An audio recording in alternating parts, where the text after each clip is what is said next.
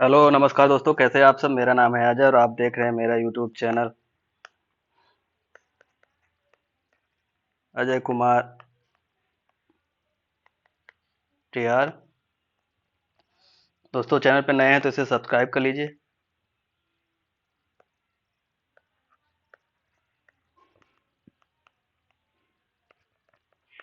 Like करें, share करें।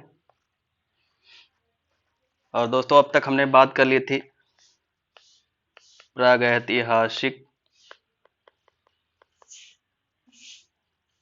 काल के बारे में, फिर सिंधु घाटी सभ्यता के बारे में बात की थी। अगली बात की थी हमने ऋग्वैदिक काल के बारे में,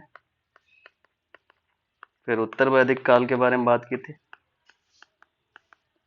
आज ऋग्वैदिक और वैदिक काल के कुछ संभावित प्रश्न और प्रीवियस ईयर या पिछले वर्षों में पूछे गए प्रश्नों पर बात करेंगे, जहाँ से सवाल आते रहते हैं। यानी कि जो भी सवाल आ रहे हैं उनको देखेंगे, प्रीवियस ईयर क्वेश्चन पेपर।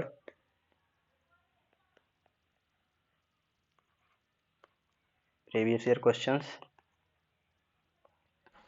दोस्तों, यहाँ से सवाल बनते रहते हैं, बहुत ज़्यादा नहीं, लेकिन हर साल किसी भी अगर कोई भी प्रीलिम्स एग्जाम हो रहा है, किसी भी कम्पिटिटिव एग्जाम में या वनडे एग्जाम में, जहाँ भी, तो वहाँ एक से दो क्वेश्चन देखने को मिलते हैं इस सेगमेंट से। तो हिस्ट्री का ये इंपॉर्टेंट सेगमेंट हो जाता है। पूरी हिस्ट्री से मान लीजिए किसी सेगमेंट से एक दो सवाल आ रहे हैं तो वो इंपॉर्टेंट सेगमेंट होता है, क्योंकि किसी भी एग्जाम में अगर आप देखेंगे तो ज़्यादा से ज़्यादा पाँच, हिस्ट्री के 10, 12, 14, 15, अगर 100 सवाल हैं तो 15 सवाल मैक्सिमम होते हैं। तो 15 सवाल में अगर 15 चैप्टर में से 15 चैप्टर हिस्ट्री में मान लीजिए हैं और उसमें से एक सवाल आ जा रहा है, तो इम्पोर्टेंट तो है ही है। तो आइए देखते हैं, कुछ क्वेश्चन मैंने कलेक्ट किए हैं। शुरुआत करते हैं वहाँ से। ये रहा आपका पहला क्वेश्चन।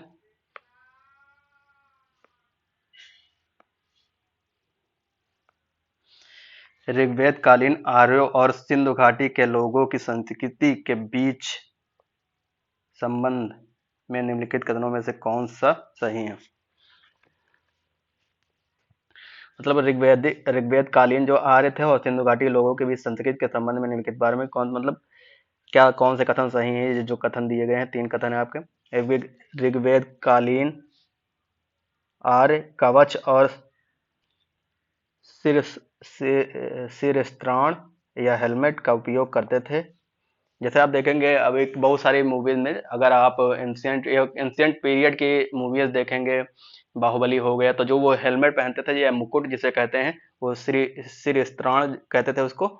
तो उसमें कह रहा है ऋग्वेद कालीन आर्य कवच और कवच पहनते थे, जो पेट पे और पीठ पे क्या पहचा वो कवच होता था, वो पहना जाता था। आर्य कवच और सिरस्त्राण या हेलमेट का उपयोग करते थे, जबकि सिंधु घाटी सभ्यता के लोगों में इनके उपयोग का कोई साक्ष्य नहीं मिलता है। दूसरा क्या है, दूसरा है ऋग्वेद कालीन आर्यों को स्वर्ण, चांदी और ताम्र का ज्ञान था, जबकि सिंधु घाटी लोगों को केवल ताम्र और लौह का ज्ञान था। लौह का ज्ञान तो था ही नहीं किनको, सिंधु घाटी सभ्यता के लोगों को। ताम्र का तो उनको भी ज्ञान था, क्योंकि कांसा जो बना रहे थे तो वो तांबा और टिन से ही बन रहा था।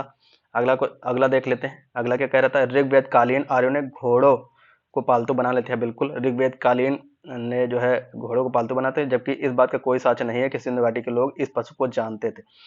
इस पशु को तो जानते थे, क्योंकि कहीं कहीं साक्ष्य मिला है, हालांकि वो साक्ष्य ऊपरी हैं, लेकिन घोड़े के साक्ष्य जो है हड़प्पा सभ्यता या सिंधु घाटी सभ्यता में भी मिले हैं। तो इसमें कौन सा विकल्प सही बताइए। केवल एक, केवल दो और तीन, केवल एक और तीन, एक, दो और तीन। तो इसमें जो सही ऑप्शन है वो आपका ऑप्शन ए, यानी कि इनमें जो संबंध है उसके बारे में बात करेंगे। ऋग्वेद कालीन आर्य कवच और सिरस्त्राण या हेलमेट का उपयोग करते थे, सही है बिल्कुल। जबकि सिंधु घाटी सभ्यता के लोगों में इनके उपयोग का कोई साक्ष्य नहीं मिला, सही है बिल्कुल। और ये जो दूसरा आपका ऋग्वेद कालीन आर्यों को स्वर्ण, चांदी और ताम्र का ज्ञान था, बिल्कुल। और ये ज्ञान आपका जो है सिंधु घाटी सभ्यता के लोगों को भी था, वही, लेकिन यहाँ लिखा है केवल ताम्र और लोहे का ज्ञान था, ये बिल्कुल गलत है आपका। तीसरा आपका जैसे जैसे ऋग्वेद कालीन आर्यों ने घोड़ों को पालतू बना लिया था, ये बात सत्य है, जबकि इस बात का कोई साक्ष्य नहीं है कि सिंधु घाटी के लोग, ये गलत है ये आपका। अगला क्वेश्चन देखते हैं।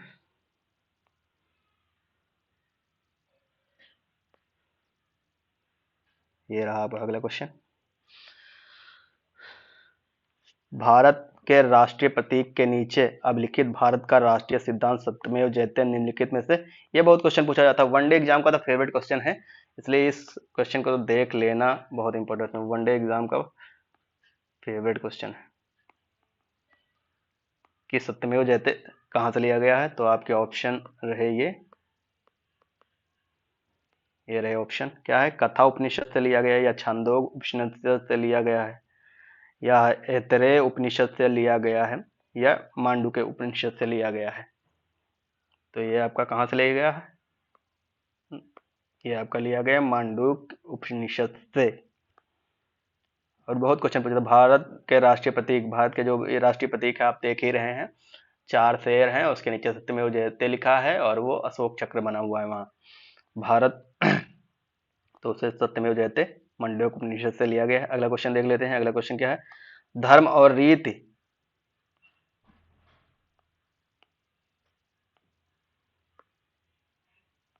धर्म और रीति भारत की प्राचीन वैदिक सभ्यता की मुख्य अवधारणाओं को वर्णित करते हैं, इस संदर्भ में निम्नलिखित कथनों पर विचार कीजिए।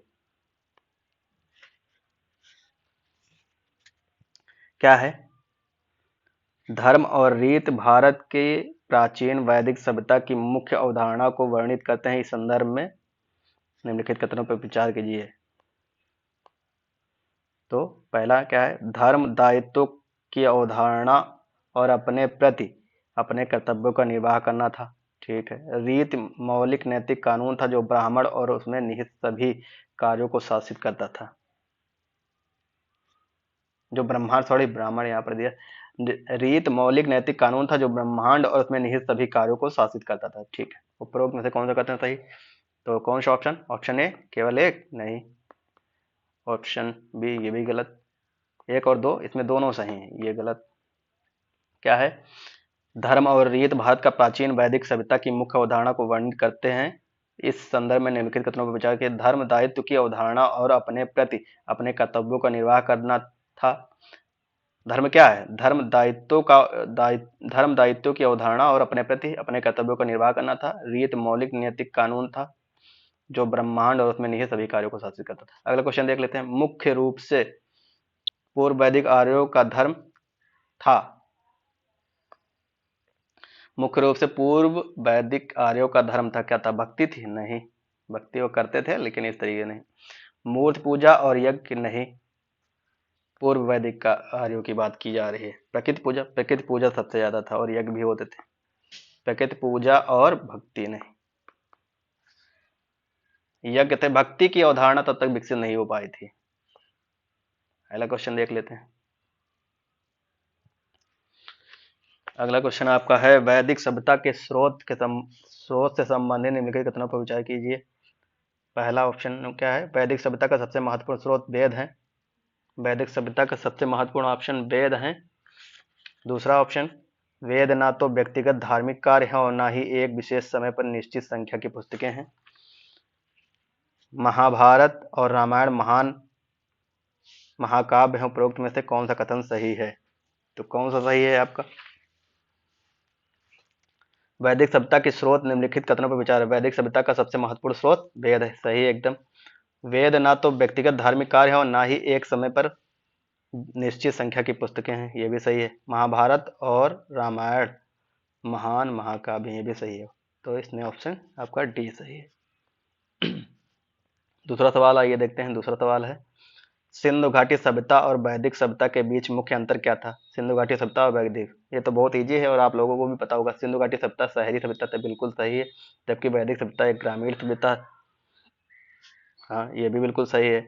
सिंधु घाटी सभ्यता अहिंसा में विश्वास रखती थी, जबकि वैदिक सभ्यता बलि में, ये गलत है, क्योंकि सिंधु घाटी सभ्यता में भी धार्मिक अनुष्ठान हो रहे थे। और यह ए और बी दोनों सही, गलत है, बी गलत है। सिंधु घाटी सभ्यता अहिंसा में व्यापार को विशेष महत्व दिया जाता था, जबकि वैदिक काल में धर्म विशेष को महत्व दिया जाता नहीं, तो ये भी गलत। अगला क्वेश्चन, सिंधु घाटी सभ्यता शहरी, क्या सिंधु घाटी सभ्यता और वैदिक सभ्यता के बीच मुख्य अंतर? सिंधु घाटी सभ्यता शहरी थी और वैदिक सभ्यता ग्रामीण थी मुख्यतः। आगे क्वेश्चन देख लेते हैं, ये भी बहुत इंपॉर्टेंट क्वेश्चन है। ईश्वर संसार है और ईश्वर में मेरी आत्मा है का दर्शन निहित था, किसमें निहित था? उपवेद में, पुराण में, ब्राह्मण में या उपनिषद में? किसमें था? यह आपका उपनिषद में। क्या ईश्वर संसार है और ईश्वर में मेरी आत्मा का दर्शन निहित है। ऋग्वेद में निहित गायत्री मंत्र किस देवता को समर्पित है? तो यह आपका भी सावित्री को समर्पित। निम्नलिखित में से कौन से कथन सही नहीं है? निम्नलिखित में से कौन सा कथन सही नहीं है? कौन सा कथन सही नहीं है आपका?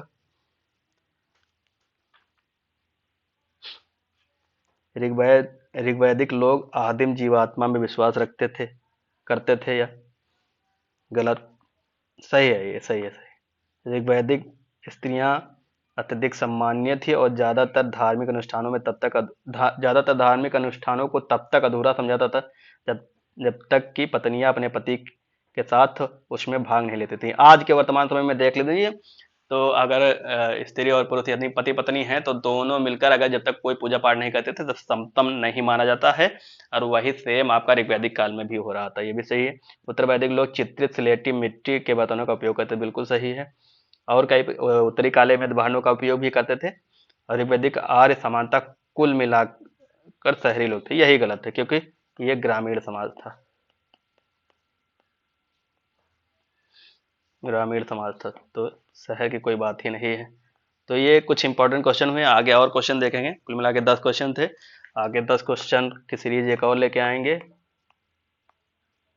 ऋग्वैदिक आर्यों के ज्यादातर जितने भी क्वेश्चन हैं जो डायमेंशन बन सकते हैं वो बना के पूछ लेंगे सवाल। तो अगर चैनल पर नए हैं तो दोस्तों इसे सब्सक्राइब कर लीजिए, फिर से एक बार कह रहा हूं मैं, लाइक कर दीजिए, अपने दोस्तों के साथ शेयर कीजिए। कम से कम एक व्यक्ति 5 से 10 लोगों को अगर सब्सक्राइब कराएगा तो 100-150 सब्सक्राइबर तुरंत बढ़ जाएंगे, तो इतना तो कर ही सकते हैं। तो बहुत बहुत आभार आपका, प्यार, धन्यवाद, थैंक यू सो मच।